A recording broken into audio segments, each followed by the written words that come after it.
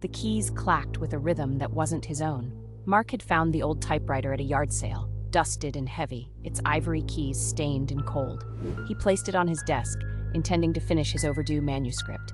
But as soon as he loaded the paper, his fingers moved without command. Words spilled out, vivid and cruel.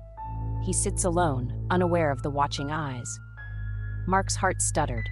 He tried to stop, but his hands hammered on relentlessly. The typewriter described the creak of the floorboards, the flicker of shadows, the sudden chill prickling his skin. Mark's breath fogged in the cold air. The words continued. He realizes too late the presence behind him. A cold whisper grazed his neck. He spun around, empty room. His hands, now numb and trembling, type the final line. He turns, and the story ends. The carriage snapped back with a sharp ding. Mark's vision dimmed, his body slumping over the finished page. The typewriter sat in silence, waiting patiently for the next writer. On the paper, fresh ink bled slowly. A new story begins.